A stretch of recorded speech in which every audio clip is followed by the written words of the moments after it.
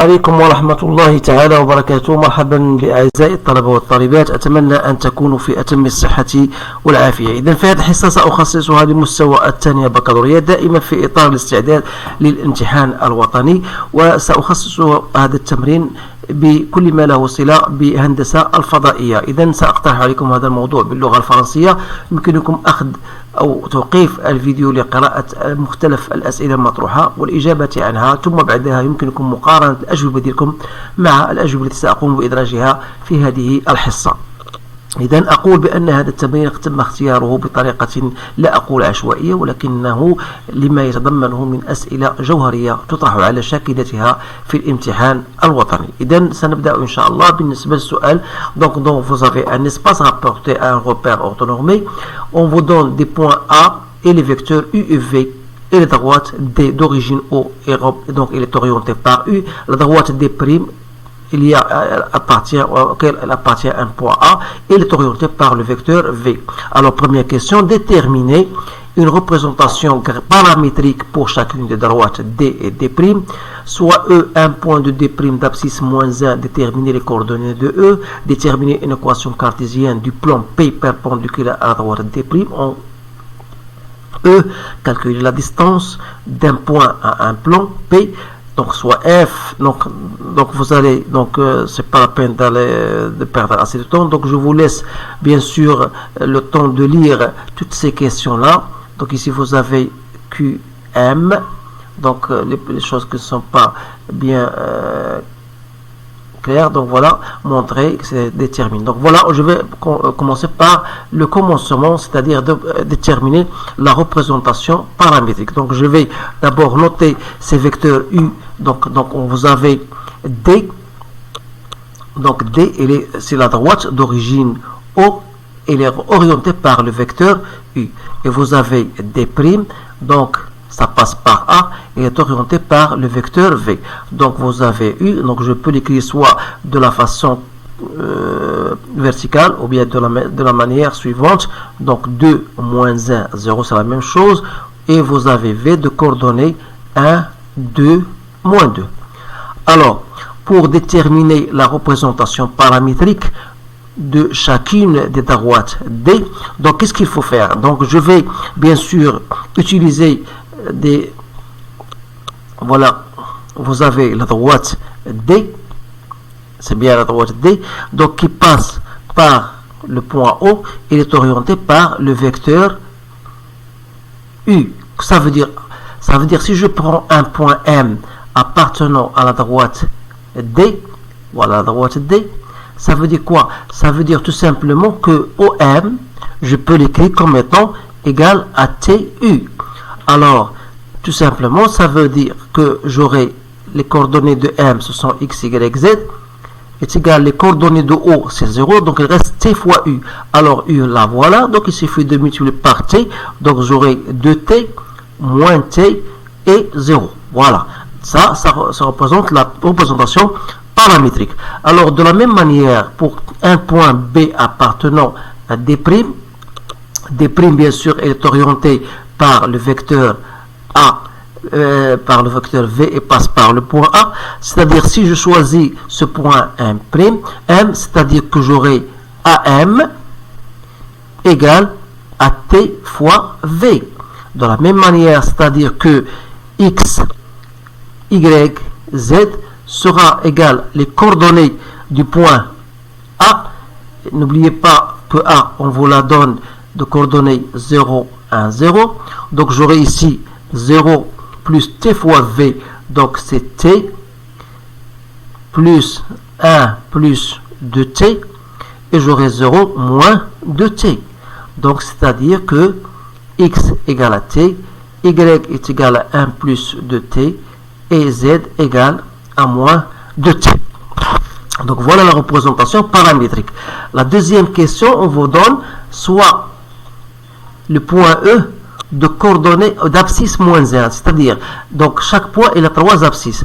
Donc on a moins 1, ici Y on ne vous la donne pas, et Z on ne vous la donne pas. Donc on a moins 1, Y, Z. Alors on vous dit déterminer les coordonnées de E, c'est-à-dire il faut déterminer Y et Z. Alors, pour déterminer les coordonnées y et z, donc il faut toujours s'en servir de la représentation paramétrique, étant donné que E, c'est un point de D'. Alors, bien, il faut le noter ça. Donc, c'est-à-dire que, d'après la représentation paramétrique, c'est-à-dire on aura x de E, qui est égal à moins 1, doit être à la représentation paramétrique que j'ai déjà trouvée, bien sûr, donc il y a t, et j'aurai y égale à 1 plus de t, et z égale à moins de t. Alors, connaissant la valeur de t, c'est-à-dire que j'aurai toujours x égale à moins 1, et y, je remplace t par moins 1, ça me donne 2 fois moins 1, et z égale à moins 2 fois moins 1. Donc, c'est-à-dire que j'aurai donc x égale à moins 1, y égale à moins 1, et z sera égal à 2. D'où le point E aura pour coordonnées moins 1 et 2. Donc, voilà les coordonnées du point E. Pardon. Donc, voilà, je passe maintenant à l'autre question. Donc, on a calculé les coordonnées de E. Question B. Déterminer une équation cartésienne du plan P perpendiculaire à la droite D'. Donc, voilà le plan B perpendiculaire à la droite D' en E. C'est-à-dire, si j'aurais, voilà, D', donc j'aurai un point ici, E. Voilà. Donc, comment on va faire pour déterminer cette équation cartésienne? Donc, je sais que le point, donc si je prends un point quelconque du plan P, donc ça veut dire quoi? C'est-à-dire que je choisis un point quelconque M appartenant au plan M, c'est-à-dire j'aurai EM, ce sera toujours perpendiculaire au vecteur V. Pourquoi? Parce que D' est orienté par le vecteur V. C'est-à-dire j'aurai dans ce cas que EM scalaire, produit scalaire V égale à 0. Alors à partir de cela, donc j'ai x, y, z, moins les coordonnées de E, ça devient ici plus 1, donc plus 1, moins 2. Donc, voilà, parce que vous connaissez déjà les coordonnées des points E que vous avez obtenus de la dernière question. Donc, V, c'est toujours, ça ne change pas. Donc, voilà, 2 moins 2, ça devra être égal à 0. Donc, c'est-à-dire que j'aurai x plus 1 fois 1, c'est-à-dire x plus 1, plus 2y plus 2, moins 2z plus 4 égale à 0. Soit disons, donc le plan B, l'équation devient x plus 2y moins 2z plus 7 égale à 0. Donc voilà votre équation cartésienne du plan P. Donc voilà. Je vais passer maintenant à la question qui suit. Donc c'est calculer la distance du point A au plan. C'est bien ça. Pardon. On a calculé la distance du point A, oui, au plan B. Alors la distance d'un point A au plan B. Donc il faut tout ça simplement appliquer la relation que vous avez dans votre cours. Donc l'équation d'un point, la distance d'un point à un plan, il suffit tout simplement de remplacer les coordonnées de A dans l'équation cartésienne de P. Ça devient donc 0 plus 2 moins 0 plus 7. Donc je dis il faut remplacer les coordonnées de A dans l'équation cartésienne du P. Et ici vous allez faire les coefficients, ici 1, c'est-à-dire 1 au carré, plus 2 au carré, c'est 4, plus 2 au carré, ou bien moins 2 au carré, c'est 4. Donc ça me donne 9 sur 3, donc c'est égal à 3. Donc voilà la distance. Maintenant, je passe à la question 3. La question 3 vous dit, voilà, soit f un point appartenant à D, mais f d'abscisse M. Donc ici, je ne connais pas Y et je ne connais pas Z.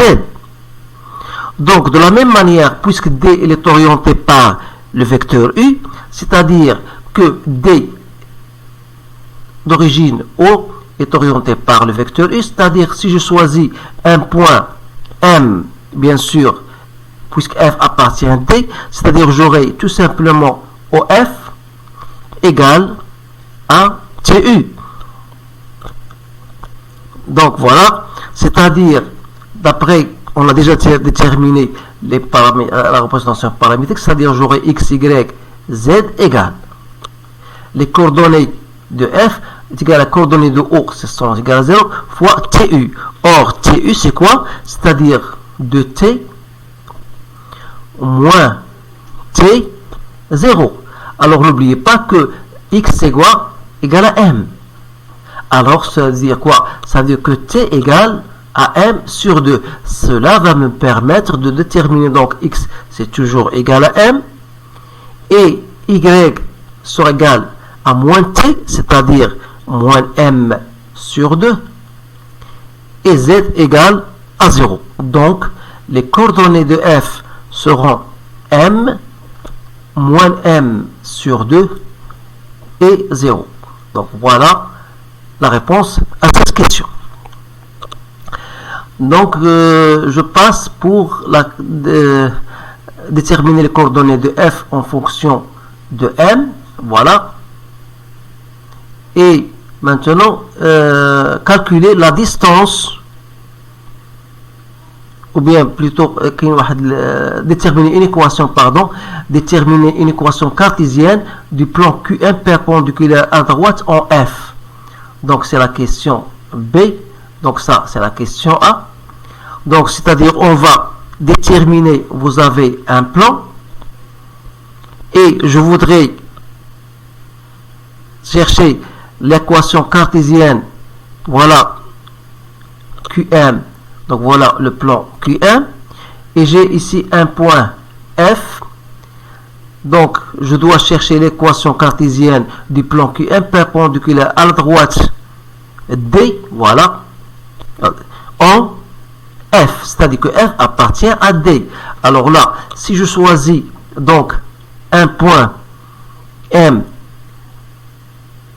appartenant au plan QM, c'est-à-dire, voilà, si je choisis un point M appartenant à QM, c'est-à-dire que FM sera bien sûr perpendiculaire à la droite U. Et comme U est orienté par le vecteur U, c'est-à-dire que FM scalaire U égale à 0. Alors, ça veut dire quoi?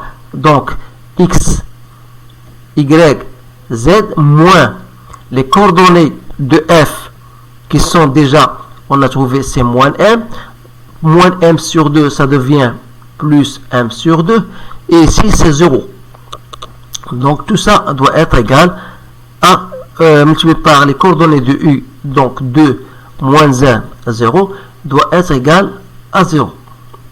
Donc, il suffit de faire le produit, donc c'est-à-dire 2 fois X moins M, moins Y plus M sur 2 égale à 0. Ce qui implique que 2X moins 2M moins Y moins M sur 2 égale à 0. Donc l'équation du plan QM, donc c'est 2X moins Y moins 2M moins M2, ça me donne moins 5M sur 2 égale à 0. Voilà l'équation cartésienne du plan Q1. Et du plan, bien sûr, de l'équation cartésienne du plan Q1, perpendiculaire à droite D. Maintenant, il reste la question C. La question C, on vous demande de calculer la distance du point A au plan QM. Donc, de la même manière, comme précédemment, Donc cette distance-là du point A au QM, il suffit de remplacer les coordonnées de A dans l'équation cartésienne de QM, c'est-à-dire vous aurez 0, moins 1, moins 5M sur 2, sur les coefficients que vous mettez au carré. Donc ça vous donne 4, 1. Donc c'est-à-dire vous allez obtenir ici 1 plus 5M sur 2 que je divise par racine de 5. Voilà. Donc il nous reste la dernière question, je pense. Quatrième question. Montrer que P et QM sont perpendiculaires. Alors pour montrer que deux plans P et QM sont perpendiculaires, donc il faut tout simplement, nous savons que le plan P il est orienté par NP d'après l'équation cartésienne du plan, donc c'est 1, 2, moins 2, et le plan Q il est orienté par le vecteur NQ, 2, moins 1, 0. Alors, c'est-à-dire que si j'ai un plan P orienté par NP et un plan Q orienté par NQ, donc pour montrer que les deux plans sont perpendiculaires, il suffit de montrer que NP est perpendiculaire à NQ, c'est-à-dire le produit scalaire égal à 0. Donc on a NP produit scalaire NQ égale, d'après la relation, donc 1, 2, moins 2, 2, moins 1, 0, égale à quoi? 2 fois 1, c'est 2, moins 2, plus 0, donc c'est bien égal à 0. Ce qui montre que le plan P est perpendiculaire au plan QM. Maintenant, on vous demande la dernière question. C'est une question un peu délicate, mais il faut savoir la résoudre. Donc, je vais vous l'écrire ici. Donc, la question B, on vous donne déterminer la distance du point A. Donc, si je considère un point A, voilà, donc le point A, la distance du point A à la droite d'intersection, donc voilà la droite d'intersection des deux plans, donc c'est cette droite-là. Donc, quelle sera la distance de ce point-là à droite d'intersection en fonction de M? Donc, je sais bien, si je fais le carré de la distance du point A à l'intersection de la droite qui est intersection entre le plan P et QM, je sais égal à la distance au carré du point A au plan P plus la distance au carré à QM. Donc ça, vous avez cette relation dans votre cours. Donc il suffit de remplacer ici, on a trouvé 3 au carré, c'est 9, plus 1 plus 5M sur, ici sur 2, le tout sur racine de 5. Donc, ça vous donne, si je mets le tout en dénominateur, j'obtiens 9 plus 1 plus 5M sur 2, le tout sur racine de 5.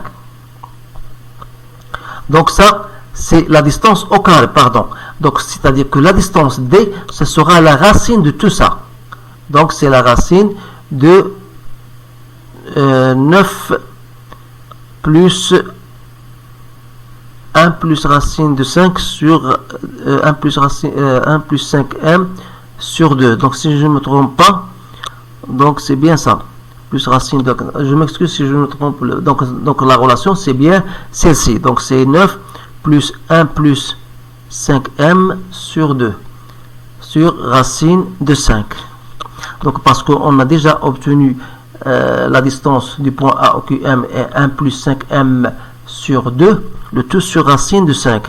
Donc, j'aurai 9 plus 1 plus 5M sur 2 sur racine de 5. Donc, DC, ça sera la racine de tout ça. Donc, c'est 9 plus 1 plus syntaxe sur 5. Donc هنا attention, هنا racine de 5 هنا. Donc c'est-à-dire je n'ai pas encore mis au même dénominateur. Alors là, donc voilà, vous assurez bien sûr de cette dernière expression. Donc voilà, j'ai terminé donc la réponse à ce sujet-là. Donc je vous voyez que c'est un sujet très intéressant. Donc essayez de le refaire pour que vous pouvez bien saisir bien sûr ces notions sur la géométrie de l'espace. Alors je vous remercie de votre attention. Je vous souhaite une bonne chance et je vous dis à bientôt.